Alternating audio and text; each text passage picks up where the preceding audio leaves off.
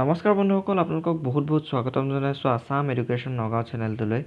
তো গাইজ, এতিয়ালৈকে হৈ যোৱা অসম পুলিচৰ বহুকেইটা চাকৰি য'ত আপোনালোকে এপ্লাই কৰি পেলাইও চাকৰিত কাট অফত নাম অহা নাই, আপোনালোকৰ কাৰণে এটা বহুত ভাল খবৰ যে মামাই নিজ মুখেৰে ব্যাখ্যা কৰিছে অতি সোনকালে, অতি কম দিনৰ ভিতৰতে আসাম ফৰেষ্ট ডিপাৰ্টমেণ্টৰ পৰা বেটেলিয়ানৰ বহুখিনি পোষ্ট আহিব পাৰে।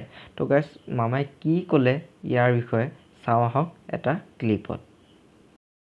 কৰিম যে যিসকলে পুলিচত দৌৰি আছিলে, মোক কেইবাজনো যুৱক যুৱতীয়ে যোৱা কেইদিনত লগ পাইছোঁ।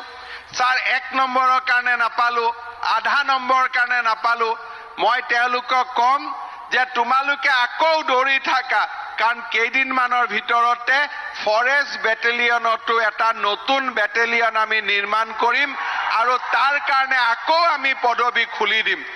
অৰ্থাৎ ৰাতিপুৱা 3টা বজাৰ পৰা দৌৰাৰ কামটো চলি থাকিব লাগে, সেইটো শেষ হৈ যাব নালাগে।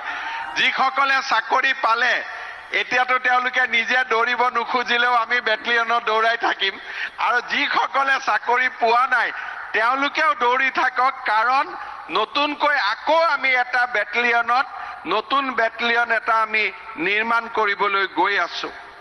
আজি আমাৰ পুলিচ বিভাগত আমি যিসকলক আমি দিছোঁ, অসম আৰক্ষীৰ আনাম ৰাজ্যত নতুনকৈ গঠন কৰা আসাম কামাণ্ডো বেটেলিয়ন, উপ পৰিদৰ্শক পদৰ বাবে লিখিত পৰীক্ষা, PST আৰু PETৰ টেষ্টৰ উপৰিও সাক্ষাৎকাৰ আৰু সাইকোমেট্ৰিক টেষ্টৰ মাজেৰে সকলো ল'ৰা ছোৱালী আজি পৰীক্ষাত উত্তীৰ্ণ হৈ আমাৰ ইয়াত নিযুক্তি পত্ৰ ল'বলৈ উপস্থিত হৈছে।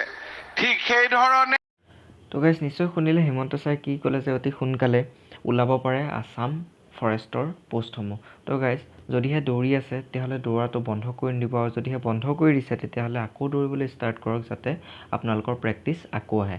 তো গাইজ, যদিহে ভিডিঅ'টো ভাল লাগিছে লাইক, শ্বেয়াৰ এণ্ড ছাবস্ক্ৰাইব কৰি ল'ব চেনেলটো। মই আজি আপোনালোকৰ পৰা বিদায় লৈছোঁ। জয় হিন্দ, জয় অসম।